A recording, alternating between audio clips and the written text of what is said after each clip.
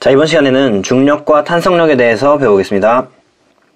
일단 먼저 힘의 정의를 알아야 되는데요.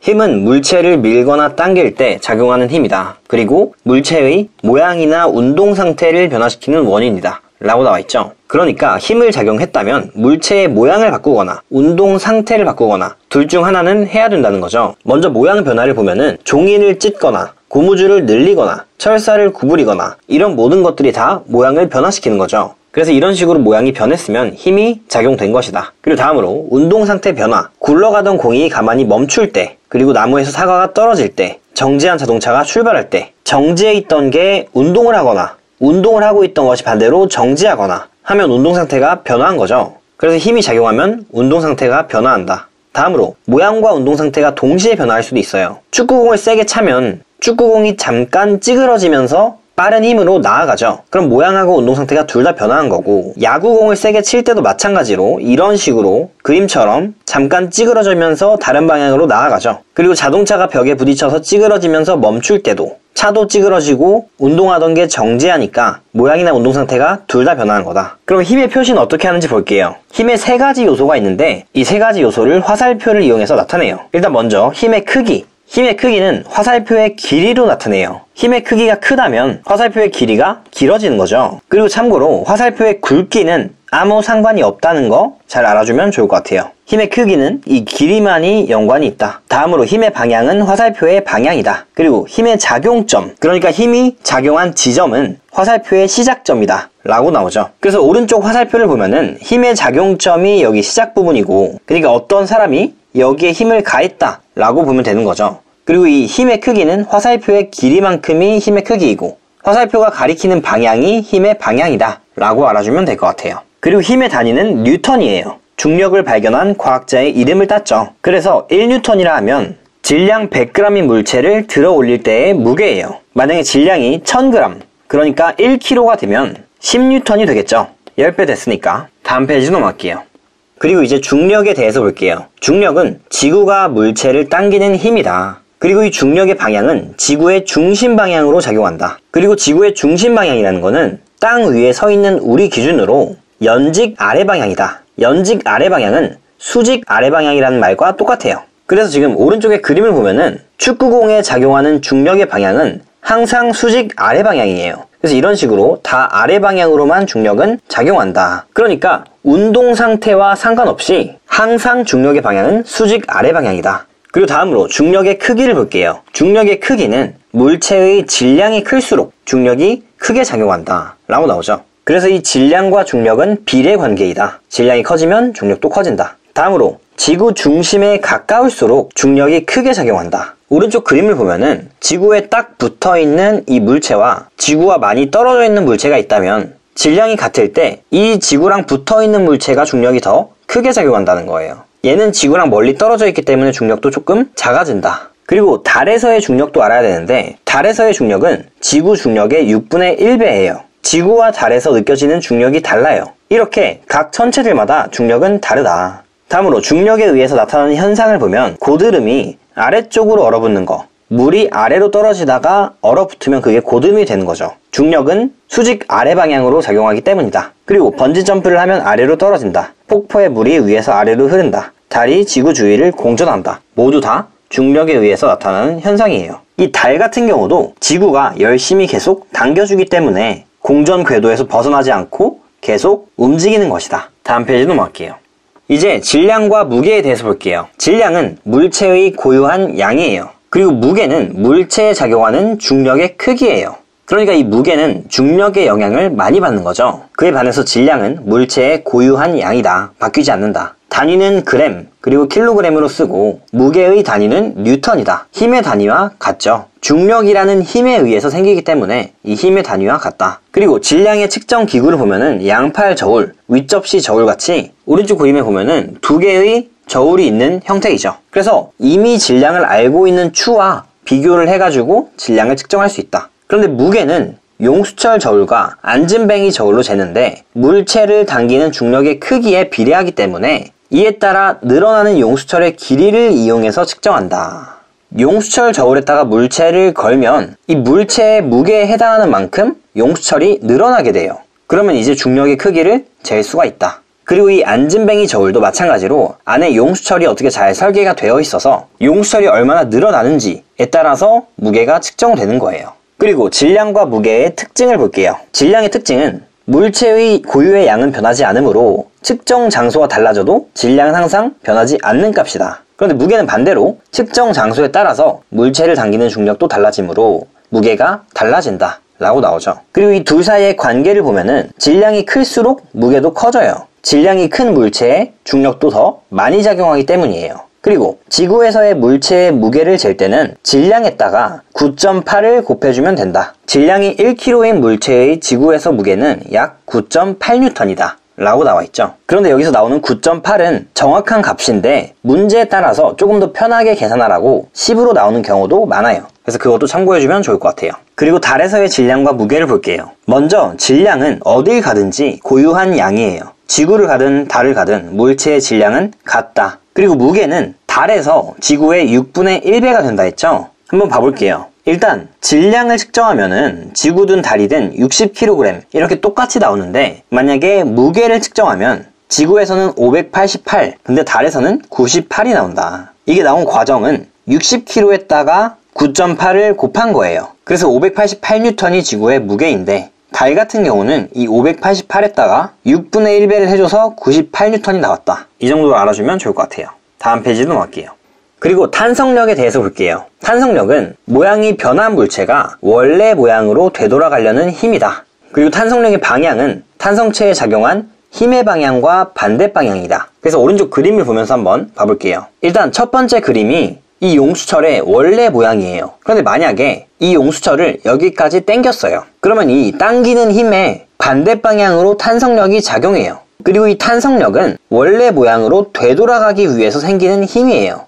그런데 지금은 이 당기는 힘이랑 탄성력이 같기 때문에 되돌아갈 수는 없어요. 그런데 만약에 이 손을 놓게 되면 용수철은 원래 자리로 되돌아가겠죠. 그리고 당기는 힘을 늘려서 10N으로 당기게 되면 탄성력도 더 커져요. 원래 모양으로부터 더 많이 늘어났죠. 그러면 더 강하게 원래 모양으로 되돌아가고 싶어 하는 거예요. 그래서 왼쪽 개념을 보면 탄성력의 크기는 탄성체에 작용한 힘의 크기와 같다. 옆에서 5N으로 당기면은 5N의 탄성력이 가해지고 10N으로 당기면은 10N의 탄성력이 가해지는 것을 볼 수 있죠. 그래서 크기가 같다. 그리고 탄성체의 변형이 클수록 탄성력이 커진다 라는 것까지 알아주면 좋을 것 같아요. 그리고 추가적으로 탄성 한계에 대해서 알아야 돼요. 탄성 한계는 원래 모양을 유지할 수 있는 힘의 한계예요. 이게 뭐냐면 용수철을 너무 심하게 많이 늘려버리면은 용수철 자체가 고장나버려요. 그러니까 이 모양을 유지할 수 있는 힘의 한계치가 존재한다. 그 한계치를 넘어가면은 용수철이 망가질 수 있다. 뭐 고무줄로 생각해도 돼요. 고무줄을 너무 세게 당기면은 끊어지죠. 그러면 그거는 이 탄성 한계를 넘겼기 때문이다.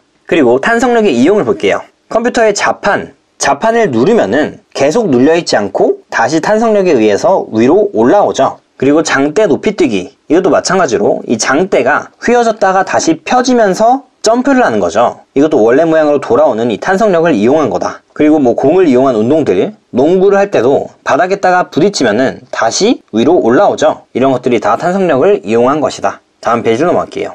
그리고 용수철을 이용한 무게 측정에 대해서 볼게요. 용수철의 늘어난 길이는 용수철에 매다는 물체의 무게와 비례한다. 보면은 원래 길이가 이만큼이었는데 추를 1개 매다르니 1cm가 늘어났고 2개 매다르니 2cm가 늘어났고 3개 매다르니 3cm가 늘어났죠. 추가 1개일 때는 2N만큼으로 밑으로 내려가고 있었고 2개일 때는 4N, 3개일 때는 6N이죠. 그러면 반대로 위로 올라가려는 탄성력도 위로 2N, 위로 4N, 또 위로 6N만큼 작용이 되고 있는 거예요. 그래서 이 용수철이 늘어난 길이와 용수철에 매다는 무게와 그때 작용하는 탄성력은 모두 다 비례관계에 있다. 오른쪽 그래프도 보면은 추의 무게가 2N만큼 있을 때는 길이가 1cm 늘어나고 4N만큼 있을 때는 2cm 늘어나고 6N 있을 때는 3cm가 늘어났다. 그래서 용수철에 늘어난 길이는 매다는 물체의 무게와 비례한다. 그리고 추가적으로 이 추의 무게만큼 탄성력이 또 작용하고 있다 라는 것까지 알아주면 좋을 것 같아요. 자, 이번 시간에는 마찰력에 대해서 배워보겠습니다. 마찰력은 두 물체의 접촉면에서 물체의 운동을 방해하려는 힘이에요. 운동을 방해하려고 하기 때문에 마찰력의 방향은 물체가 운동하거나 운동하려는 방향과 반대 방향으로 작용해요. 먼저 물체에 힘을 작용했지만 물체가 움직이지 않는 경우에 대해서 볼게요.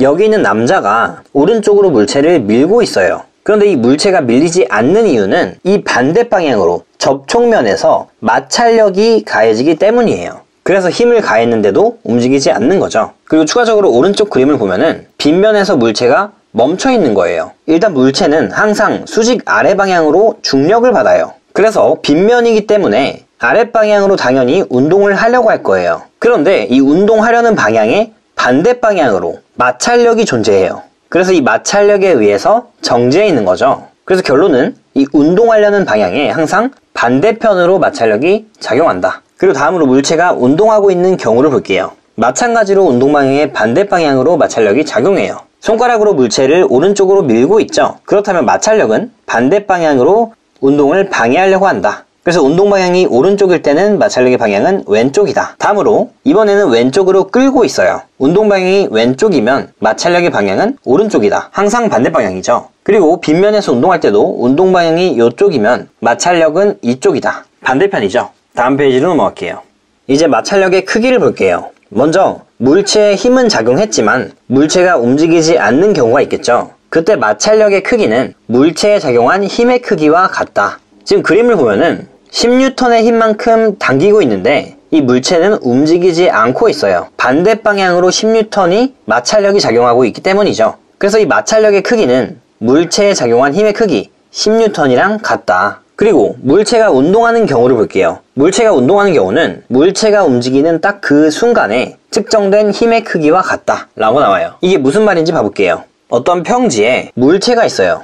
이 물체의 최대 마찰력이 20N이라면은 이 20N보다 약간이라도 큰 힘으로 당기면은 물체가 움직이겠죠. 그래서 힘의 크기를 올리다가 20N보다 약간이라도 크게 되면은 얘가 움직여요. 그렇다면 그 움직이는 찰나, 완전 딱 그 순간에 힘의 크기와 물체의 마찰력의 크기가 같은 것이다 라고 볼 수 있겠죠. 그래서 마찰력의 크기에 영향을 미치는 요인들에 대해서 볼게요. 마찰력은 물체의 무게가 무거울수록 크다. 그리고 접촉면이 거칠수록 마찰력이 크다 라고 나와 있죠. 일단 먼저 물체의 무게가 무거워질수록 마찰력이 커진다. 물체가 무거워지면 당연히 더 센 힘을 가해야지 움직여지겠죠. 다음으로는 거칠기, 접촉면의 거칠기. 나무판에서 옮기는 것보다 유리판같이 매끈한 곳에서 움직이는 게 더 쉽다. 그리고 오른쪽에도 봐보면은 나무판에서 이 나무도막을 내려보낼 때랑 사포에서 나무도막을 내려보낼 때 마찰력의 크기가 다르겠죠. 그래서 이런 식으로 마찰력의 크기가 다르게 되면은 이 나무 도막이 미끄러지는 순간에 빗면의 기울기도 커져요. 그리고 또 반대로 미끄러지는 순간에 빗면의 기울기가 크다는 거는 마찰력이 크다는 거를 의미하는 거예요.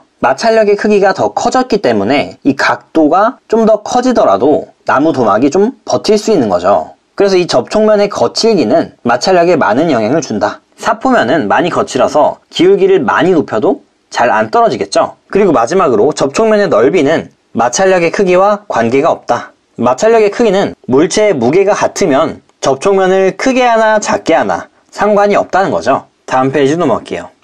마찰력은 어떻게 이용하는지 한번 볼게요. 마찰력은 무조건 작아야 좋은 건 아니에요.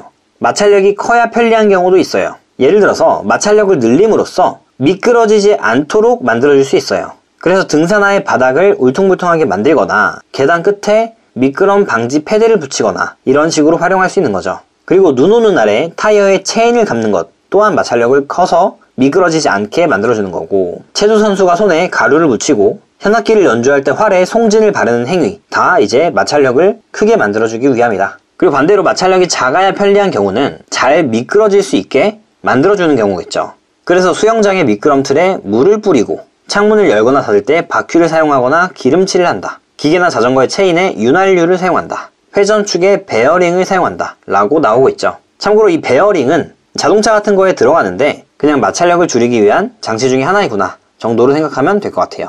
이번 시간에는 부력에 대해서 배우겠습니다. 부력은 액체나 기체가 물체를 밀어 올리는 힘이다. 대표적으로 액체에는 물이 있고 기체는 공기가 있죠. 그리고 부력의 방향은 밀어 올리는 힘이기 때문에 중력과 반대 방향인 위쪽으로 작용한다. 지금 오른쪽 그림을 보면은 배가 떠 있을 수 있는 이유도 이 부력 때문인 거고, 열기구가 올라갈 수 있는 이유도 부력 때문인 거예요. 그래서 이 부력은 물에서도 작용이 되고 공기에서도 작용이 되는 밀어 올리는 힘이다. 그럼 이런 밀어 올리는 힘이 있다는 걸 어떻게 아냐? 부력의 방향을 확인하는 실험을 해볼게요. 일단 먼저 추를 컵 안에다가 그냥 뒀어요. 그런데 한쪽 컵에다가 물을 담은 거예요. 그런데 물을 담으니까 이 물이 추를 밀어 올리겠죠. 그래서 그 밀어 올린 부력에 의해서 오른쪽 추만 위로 올라오게 된 거예요. 그래서 부력의 방향은 위쪽이구나 라는 걸 알 수 있죠. 다음 페이지로 넘어갈게요. 그리고 부력의 크기를 볼게요. 부력의 크기는 물에 잠긴 물체의 부피가 클수록 커져요. 그래서 지금 그림에 질량이 같은 두 개의 나무 토막이 있는데 하나는 반만 잠겼고 하나는 전부 다 잠겼어요. 그럼 이때 질량은 가와 나가 같지만 물에 잠긴 부피는 나가 더 크죠. 그러면은 물에 잠긴 부피가 나가 더 크기 때문에 부력도 마찬가지로 나가 더 커야 된다 라는 거죠.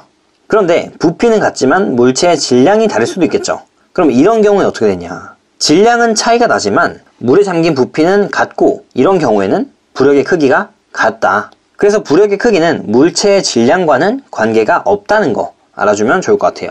그리고 이 부력의 크기 측정을 어떻게 하냐에 대해서 볼게요. 물체가 받은 부력의 크기는 물체가 물에 잠기기 전과 후의 무게 차이와 같다. 그림을 보면서 이해를 하면 편한데 처음 용수철에는 이 추를 매달아 놨더니 추의 무게가 5N으로 나왔죠. 근데 두 번째 경우에는 물에 담긴 추의 무게를 측정해 보니까 4N이 나온 거예요. 그러면은 이 5N 마이너스 4N, 그러니까 1N만큼이 바로 부력의 힘이다. 부력이 이 물체를 1N만큼으로 위로 올려주기 때문에 물체의 무게가 1N 감소된 거예요. 그래서 이 1N은 부력의 크기이다. 그래서 이런 식으로 물에 잠기기 전의 무게에서 물에 잠긴 후의 무게를 빼주게 되면 부력의 크기를 알 수 있다. 다음 페이지 넘어갈게요. 이제 부력의 이용을 볼게요. 먼저 물체가 뜨고 가라앉는 이유가 무엇이냐? 바로 부력과 중력의 관계 때문이에요. 만약에 어떤 물체가 부력이 중력보다 크다면 위로 떠오르는 거예요. 그리고 부력과 중력이 같다면 그 자리에서 그냥 계속 상태를 유지하고 있는 거죠. 그리고 중력이 부력보다 크다면 이 물체는 가라앉게 돼요. 그러면 이렇게 되는 원리를 생각해 볼게요. 일단 부력은 물체의 부피에 영향을 받아요. 그리고 중력은 질량에 영향을 받아요. 그러면은 부피에 비해서 질량이 큰 물체들이 중력이 더 커지기 때문에 가라앉는 거예요. 그래서 이런 식으로 이해를 해주면 된다. 그래서 부력 이용 예시를 볼게요. 먼저 액체 속에서 받는 부력, 구명 조끼 같은 것들, 튜브 같은 것들을 이용하면 물에 쉽게 뜨죠. 부피가 커지기 때문이다. 그리고 부표를 띄워서 물 위에 위치를 표시한다. 무거운 배도 부력을 이용해서 물 위에 뜰 수 있다. 위로 올려주는 힘이니까 부력은 무거운 배도 뜰 수 있다. 다음으로 잠수함은 부력과 중력을 이용해서 뜨고 가라앉을 수 있다. 오른쪽 그림을 볼게요. 잠수함 안에는 공기 조절 탱크가 있어요. 그래서 이 탱크 안에 공기가 많게 되면 질량은 작겠죠. 그러면 이때는 중력이 부력보다 작아요. 왜냐면 질량이 작으면 중력도 작기 때문이죠. 그래서 이럴 때는 물 위에 떠 있을 수 있는데 만약에 물 안으로 막 가라앉고 싶으면은 이 탱크에 물로 꽉 채워주는 거예요. 그러면 이렇게 되면 질량이 커지죠. 그러면 중력이 부력보다 커지게 돼요. 그렇기 때문에 아래로 내려갈 수 있다. 원리를 한번 이해해보면 좋을 것 같아요. 그리고 기체 속에서 받는 부력을 볼게요. 열기구 안에 뜨거운 공기로 차면 부력을 받아서 뜰 수 있다. 열기구는 부피를 막 많이 늘려서 위로 뜨는 거죠. 그리고 헬륨을 채운 비행선이 부력을 이용해서 뜬다. 그리고 헬륨 풍선도 마찬가지로 놓치면 부력 때문에 풍선이 하늘 높이 날아간다. 풍등에 부력이 작용해서 하늘로 올라간다. 풍등은 풍선 같은 거 안에 양초 같은 거를 넣어가지고 밝게 빛나면서 위로 올라가는 그런 장치죠. 그래서 오늘 수업은 여기까지고 영상이 유익하셨다면 구독 눌러주시고 좋아요 눌러주시면 감사하겠습니다.